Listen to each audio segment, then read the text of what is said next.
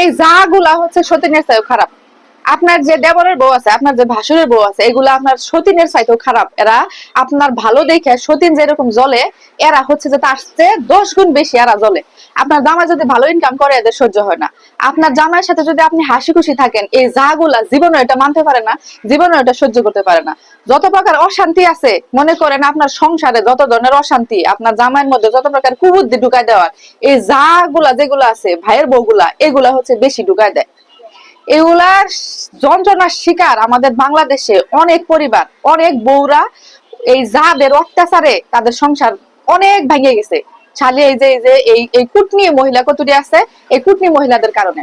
এদের ম্যাক্সিমাম, এই যে কালকে আমাদের এলাকায় একজন মনে করেন দেবরের সাথে ধরা খাইছে, মানে জামাই ঢাকা থেকে চাকরি করে, এ হচ্ছে দেবরের সাথে তার অবৈধ সম্পর্ক। বেশিরভাগ পরিবারের মধ্যে দেখবেন যে এই ধরনের সম্পর্ক তারা জড়িত, তারা লিপ্ত। তারপরে যখন দেবরের যখন বয়স হয়ে যায়, বা যখন বিয়ের বয়স হয়ে যায়, দেবর যখন ধরেন বিয়ে করে, বিয়ে করার পরে তখন ওই যে সতীনের চাইতেও খারাপ। বিয়ে করার পরে তাদের যখন দেবরে যখন বউরে আদর করে, বউরে যখন ভালোবাসে, তার তো বউ, তার তো আদর করতে হবে, তখন আর এই যে সতীন নামের জাগুলার আর সহ্য হয় না।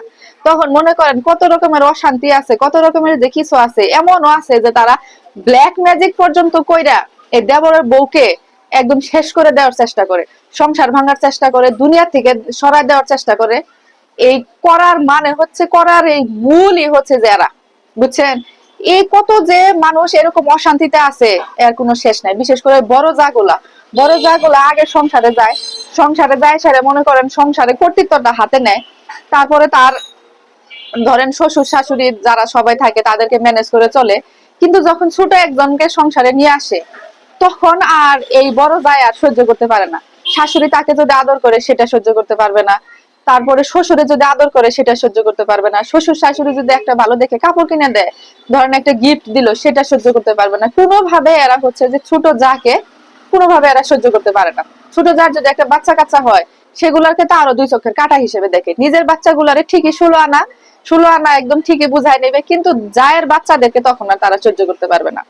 আর এই যে ধরেন যে এই যে যখনই একলা পাবে আপনার স্বামীকে, তখনই ওই যায় করবে কি, দেবরের কানের মধ্যে কুবুদ্ধি যতগুলো আছে, আপনার নামে বদনাম যেগুলো আছে, এই করে সেই করে, এগুলা বলে বলে আরো নানান রকম যতগুলা ওয়ে আছে মনে করেন অশান্তি লাগানের, সবগুলো লাগাই দিবে। লাগাই দেওয়ার পরে আপনার সংসারের মধ্যে অশান্তি লাগায় দূরে থেকে হাততালি দিবে।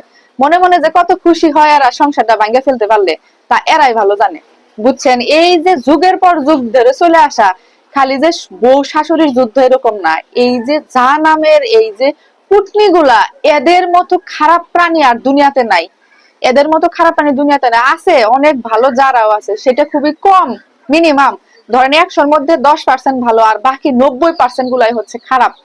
আর এই খারাপ গুলার বেশিরভাগ হচ্ছে বড়গুলা যায় সারে ছোট গুলার একদমই সহ্য করতে পারে না। ছোট গুলার ভালো কোনোভাবে দেখতে পারে না। বললাম না যে তারা কালো জাদু পর্যন্ত করে, কালো জাদু পর্যন্ত করে সারে একদম ধ্বংস করে দেয় সবকিছু। এরা হচ্ছে এই টাইপের প্রাণী। তো এদের থেকে আর কি করবেন, এদের থেকে দূরে দূরে থাকবেন বা বুঝা চলার চেষ্টা করবেন। তাছাড়া তো আর কিছু করার নাই, কারণ তো এরা তো একদম সমস্ত ক্ষমতা নিয়ে আসছে, বুঝেন নাই?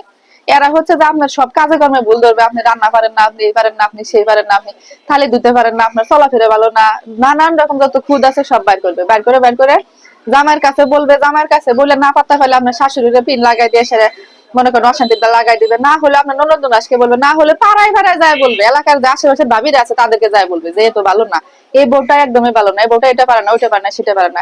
একমাত্র কারণই হচ্ছে আপনাকে সহ্য করতে পারে না, জ্বলন্তি জলে ফুরে এই জন্য। তো এইসব যাদের থেকে সাবধানে থাকবেন, এটা হচ্ছে আমার কথা।